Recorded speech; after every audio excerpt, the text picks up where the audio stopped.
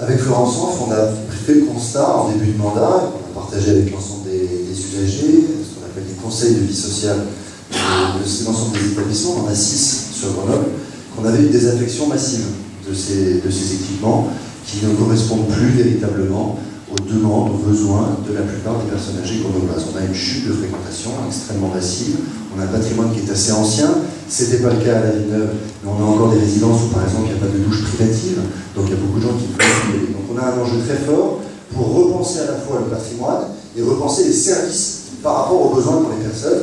En clair, avant, il y avait les logements foyers, mais il n'y avait pas les EHPAD, il n'y avait pas d'établissements médicalisés comme ça existe maintenant. Aujourd'hui, les logements foyers ne sont pas médicalisés. Normalement, ils n'accueillent pas de personnes dépendantes. Et donc, entre le domicile et la structure médicalisée, qui est vraiment plutôt une structure de fin de vie, les logements foyers avaient du mal à trouver leur place. Alors, nous avons mis en place, avec Florence, une démarche participative qui a duré 2 ans. On a fait un diagnostic avec tous les usagers, les professionnels, et on a dit qu'il fallait qu'on repositionne le parc sur Grenoble. Et notamment, qu'on ait une répartition géographique mieux faite, puisque sur les 6 secteurs que compte notre ville, la totalité des 6 logements foyers était concentrée sur 3 secteurs seulement. Donc, sur 4 secteurs, pardon. Donc, nous devons créer un logement foyer sur le secteur 3, c'est ce que nous allons faire. Et puis, nous avons un enjeu sur la ZAC Flaubert de rapprochement de 2 autres logements foyers. Sur la Villeneuve, on avait 2 logements foyers à vol d'oiseau à 300 mètres l'un de l'autre, qui les 2 étaient moitié vides ou moitié pleins.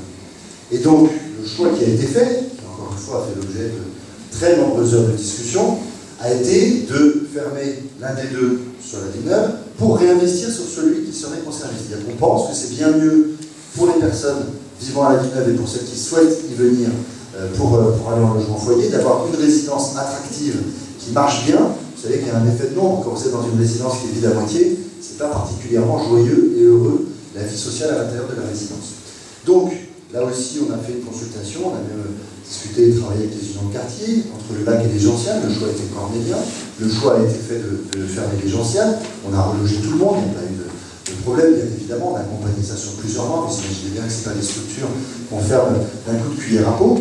Et aujourd'hui, nous sommes en train de finaliser le programme de réaménagement, notamment du rez-de-chaussée du premier étage de la résidence du lac. Et c'est un enjeu essentiel parce que vous savez qu'au rez-de-chaussée, on a l'espace de restauration qu'on va ouvrir sur la place du marché. Et nous travaillons, alors je ne sais pas encore quel sera l'avenir définitif de ce projet, mais nous travaillons notamment avec l'Arbre Fruité pour imaginer créer un restaurant de quartier ouvert sur la place du marché qui serait en rez-de-chaussée de la résidence. Avec cette difficulté qu'aujourd'hui, le lac quand même tourne le dos complètement à la résidence à la place du marché et que c'est vraiment la maison de retraite. Alors certes, il y a l'école à proximité immédiate, mais ce n'est pas suffisamment inséré à la vie sociale du quartier. Et pour nous, c'est un enjeu fondamental. Il y a un autre enjeu que Florence m'a demandé de bien vous rappeler, elle a totalement raison, c'est de vous dire que même si on a fait ces relogements, il reste de la place. Et qu'aujourd'hui, on est dans une situation où, à l'intérieur des 2 résidences, les Gentianes et le lac, les Grenoblois étaient quasiment minoritaires et les résidents du secteur 6 étaient marginaux. C'est-à-dire qu'il faut qu'on recrée un lien entre les habitants du secteur et ces maisons, qui ont un peu trop l'image de maisons fermées, on ne sait pas trop ce qui s'y passe. Bon.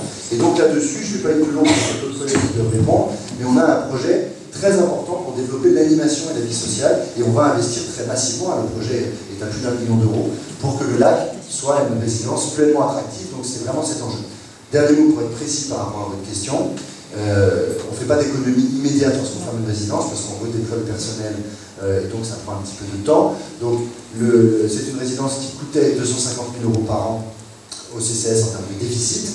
On économise entre 100 et 150 000 euros sur l'année 2013, donc sur l'année prochaine, et à terme, l'économie sera maximale de 250 000 euros. Un dernier chiffre, même si vous avez été beaucoup de brevets de chiffres ce soir, il faut avoir conscience que les logements foyers, qui sont une belle tradition grenobloise, qui sont un lieu de vie sociale où vous pouvez garder votre intimité, votre chez vous, mais en même temps avoir des services, ça représente un peu moins de 300 places sur Grenoble aujourd'hui, donc 300 habitants, 300 résidents, avec un déficit pour la collectivité publique, parce que ça c'est la subvention de la ville qui le paye, qui est de plus d'1 million d'euros aujourd'hui.